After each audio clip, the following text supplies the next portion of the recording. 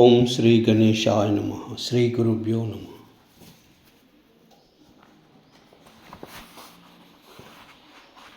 श्री पंचमुख हनुमत ध्यानम्। ओम अस्य श्री पंचमुख हनुमान मंत्रस्य ब्रह्मा ऋषिः गायत्री छन्दः पंचमुख विराट हनुमान देवता। ह्रीं बीजं श्रीं शक्तिः क्रौं कीलकं क्रूं कवचं क्रैं अस्त्राय फट् इति दिग्बन्धः। श्रीगरुड उवाच अथ ध्यानं प्रवक्ष्यामि शृणु सर्वाङ्गसुन्दरी। यत्कृतं देवदेवेन ध्यानं हनुमतः प्रियम्। पञ्चवक्त्रं महाभीमं त्रिपञ्चनयननैर्युतं भौभिर्दशभिर्युक्तं सर्वकामसिद्धिदं। पूर्वं तु वानरं वक्रं कोटिसूर्यसमप्रभं द्रंष्ट्राकरालवदनं भ्रुकुटिकुटिलेक्षणम्। अवै दक्षिणं वक्रं नारसिंहं महाद्भुतम् अत्युग्रतेजो वपुषं भीषणं भवनाशनम्। पश्चिमं गारुडं वक्रं वक्रतुण्डं महाबलं सर्वनागप्रशमनं विषभूतादिकृन्तनम्। उत्तरं सौकरं वक्रं कृष्णं दीप्तं नभोपमं पातालसिंहवेताला ज्वररोगादिकृन्तनम्। ऊर्ध्वं हयाननं घोरं दानवान्तकरं परं येन वक्रेण विप्रेन्द्र तारकाख्यं महासुरम्।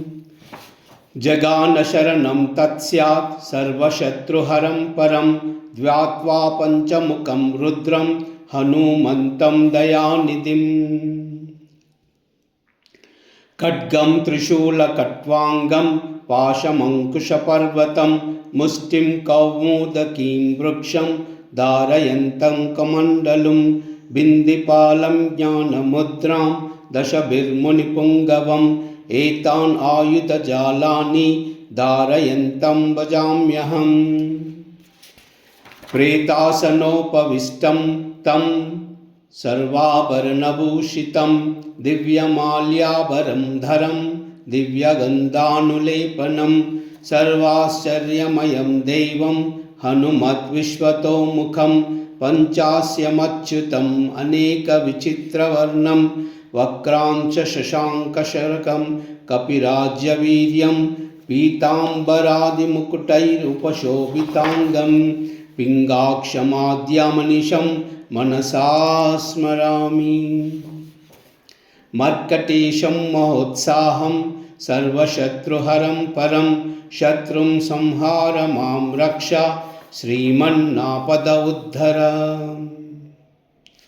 ॐ हरिमर्कटमर्कटमन्त्रमिदं परिलिख्यति लिख्यति वामतले।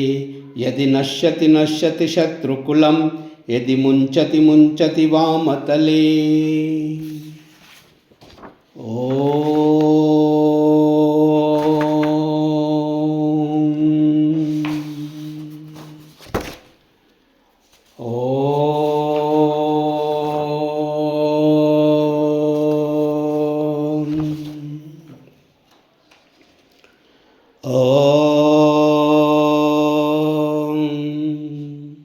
नमो हनुमते रुद्रावताराय सर्वशत्रुसंहारणाय सर्वरोगहराय सर्ववशीकरणाय रामदूताय स्वाहा।